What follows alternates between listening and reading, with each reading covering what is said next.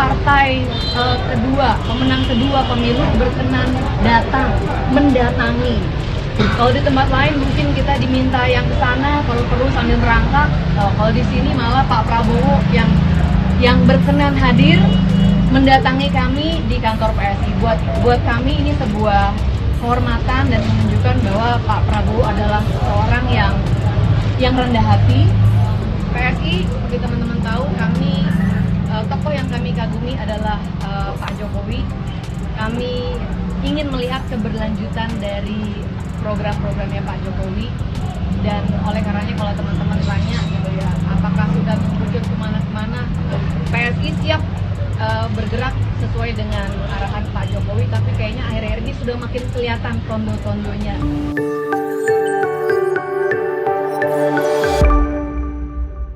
Baik, Assalamualaikum warahmatullahi wabarakatuh. Kita berjumpa lagi dalam siaran mikrofon Hasan Nasbi, dan sekarang kita masuk ke episode 135. Kali ini saya mau kasih judul Bertepuk Sebelah Tangan PSI Pindah Haluan, gitu ya. Jadi ada perubahan yang drastis yang kalau kita lihat ya, dari statement-statement tokoh-tokoh publik dari PSI, tapi kemarin juga eskalasinya tambah naik dengan kunjungan Pak Prabowo Subianto ke Dewan Pimpinan Pusat Partai Solidaritas Indonesia, gitu. Yang menarik itu adalah bahwa sejak awal, mungkin sejak tahun 2020 mungkin ya, atau pokoknya pasca Pilpres 2019, ketika orang sudah mulai meramaikan isu untuk Pilpres tahun 2024, PSI dan tokoh-tokoh PSI itu tampak sekali, ini nggak perlu diperdebatkan, tampak sekali itu mereka mendukung Ganjar Pranowo, ya. Bahkan mungkin PSI adalah partai yang pertama kali mendeklarasikan dukungan terhadap Ganjar Pranowo sebagai calon presiden, gitu ya, sebagai calon presiden jauh-jauh hari sebelum Partai Demokrasi Indonesia Perjuangan, partainya Mas Ganjar, mencalonkan Mas Ganjar sendiri, kayak gitu. Tapi akhir-akhir ini yang menarik adalah tokoh-tokoh publik dari PSI yang biasa bersuara, itu seperti Bang Ade Armando misalnya, pelan-pelan itu mulai menarik diri karena misalnya merasa partai pengusung Mas Ganjar itu terlalu arogan, terlalu sombong. Merasa partai pengusung Mas Ganjar itu tidak mengubah diksi-diksi mereka terhadap Mas Ganjar dan terhadap Pak Jokowi, misalnya soal petugas partai gitu ya, atau misalnya serangan-serangan dari beberapa tokoh PDIP yang menyebut misalnya partai PSI sebagai partai yang tidak punya etika, gitu ya, partai anak ingusan, partai bocil lah gitu. Tampaknya tidak kompak, sama-sama akhirnya mendukung Ganjar, tapi kemudian sepertinya kok kayak bermusuhan. Nah, dalam hal ini kita melihat PSI memang seperti bertepuk sebelah tangan. Ketika PSI mendeklarasikan dukungan terhadap Ganjar, itu ada statement-statement yang mengatakan bahwa nggak tahu tuh Mas Ganjar, nggak tahu tuh kalau akan ada hubungan, nggak ada komunikasi kok, saya nggak tahu kok ada dukungan dari PSI gitu misalnya, kayak gitu. Jadi nggak dinotis, nggak dihargai, nggak direspek dukungan dari PSI, mungkin karena takut PDIP marah gitu. Kemudian PDIP menganggap bahwa PSI tidak beretika karena mengusung kadernya dia sebagai calon presiden gitu. Statement-statement itu ada. Bahkan konon kabarnya PSI harus minta maaf kepada PDIP. Ya, minta maaf menjelang penetapan daftar partai peserta pemilu tuh, PSI harus minta maaf kepada PDIP. Karena PSI sudah dianggap melanggar etika. Dan makin ke sini kelihatan PSI semakin tidak dianggap di dalam barisan pendukung Ganjar. Ya, bahkan juga nggak diajak dalam training-training tim kampanye Ganjar, ya, training-training tim komunikasi Ganjar, PSI juga tidak dilibatkan. Tidak disebutkan bahkan dalam misalnya partai-partai yang sudah berniat mendukung Ganjar atau partai-partai yang sudah bersedia mendukung Ganjar, itu PSI nggak disebutkan. Jadi memang tidak Tidak dihitung kalau kayak gitu. Mungkin karena masih kecil partainya, dan partainya memang isinya anak-anak muda, mungkin nggak dihitung oleh partai yang sudah senior ini. Makanya kemudian kita melihat bahwa PSI mungkin mikir-mikir juga, kalau begini kita nggak dianggap walaupun kita partai non-parlemen, tapi kan kita partai politik. Setiap suara kan harus dihitung. Nah, mau 1 suara, mau 2 suara, mau 1000 suara, apalagi ini misalnya jutaan suara juga PSI, ya harus dihitung. Apalagi kalau persaingannya sengit kan, kalau kompetisinya sengit kan selisih 1 suara aja, selisih 2 suara, selisih 10 suara itu penting sekali. Makanya setiap dukungan itu tidak boleh diabaikan. Nah, setelah bertepuk sebelah tangan, tentu PSI kecewa menurut saya. Ya, selain kecewa, PSI mungkin sekarang juga sudah melihat tanda-tanda. Nah, itu yang disebutkan oleh Grace Natali ketika konferensi pers kemarin.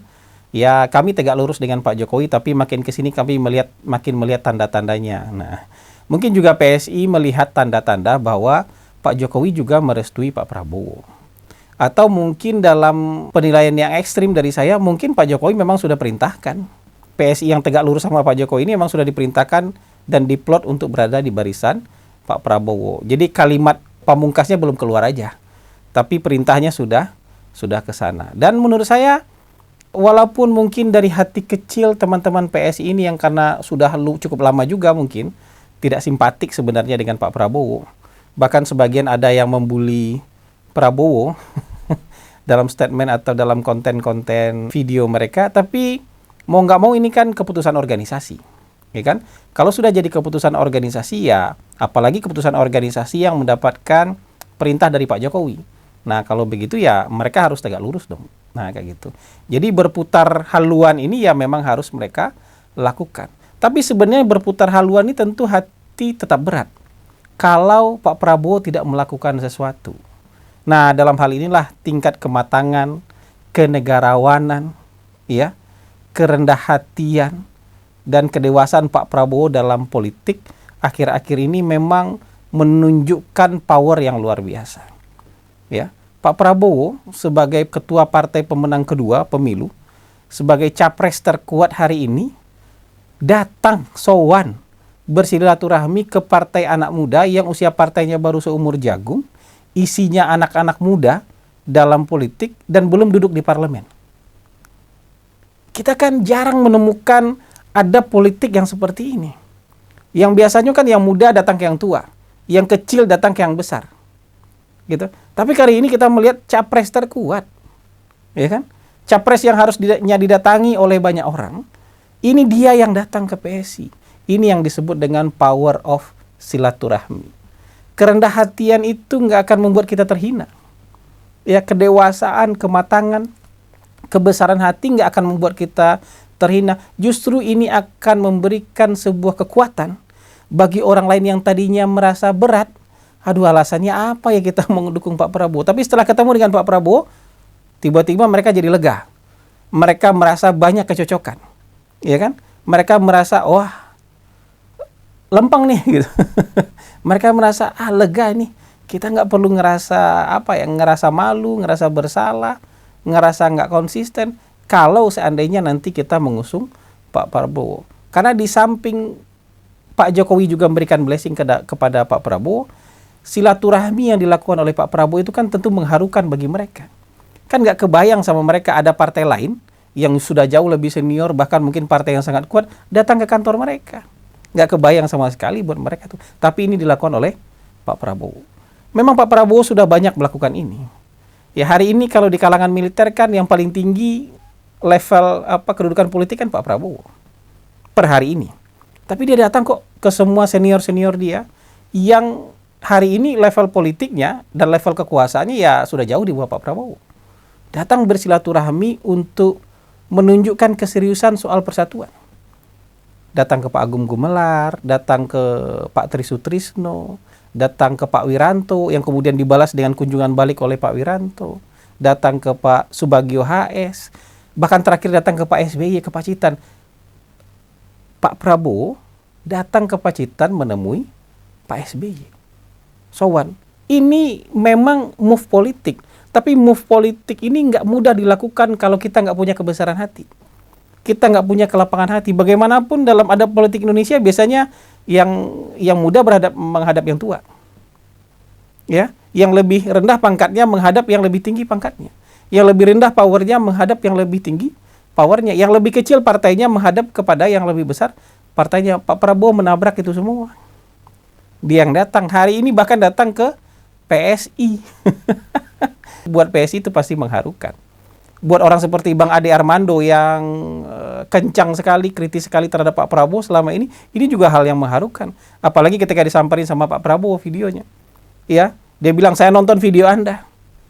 Memang tidak mudah buat orang bisa memahami dan menerima isi-isi video Anda. Tapi saya kasih nilai 95 buat video Anda. Itu nggak bisa dibuat-buat. Kalau kita nggak punya kelapangan hati, itu nggak bisa dibuat-buat. Dan ketika konferensi pers, Grace Natali dan Pak Prabowo kompak bilang mereka cocok. Mereka punya banyak kesamaan-kesamaan. Lah memang, kalau kita bicara masa depan, kita akan punya banyak kesamaan. Tapi kalau kita mengungkit-ungkit masa lalu, kita punya lebih dari cukup bahan untuk berperang. Punya lebih dari cukup bahan untuk berkelahi. Karena ngungkit-ungkit masa lalu. Tapi kalau kita bicara masa depan, kita akan punya banyak sekali persamaan. Nah, persamaan-persamaan cita-cita, mimpi, dan ide kita tentang masa depan itu kita turunkan ke level teknis. Mungkin di level teknisnya kita akan punya perbedaan. Kalau cocok, kita jalan sama-sama.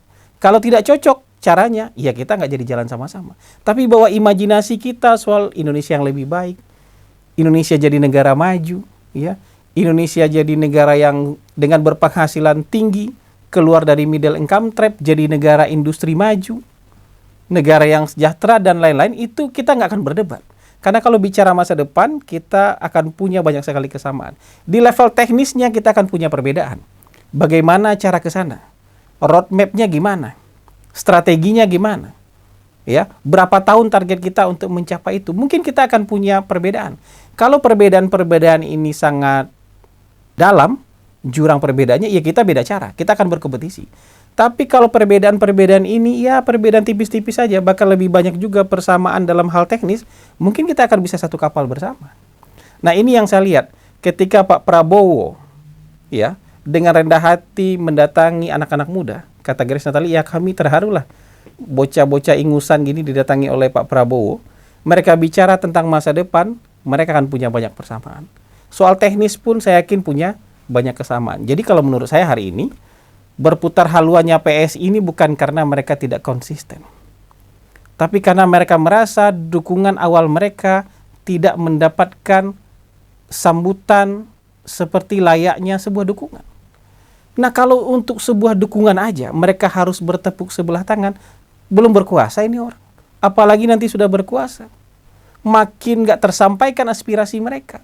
Makin tidak terrealisasi ide-ide dan gagasan yang ingin mereka tumpangkan kepada calon presiden mereka ini. Jadi, ya bukan berarti seperti tuduhan Deddy Sitorus ya, terhadap PSI. Ya ngomong doang nih PSI, mau dukung Ganjar, tapi mana buktinya kok sekarang ketemu Prabowo lah.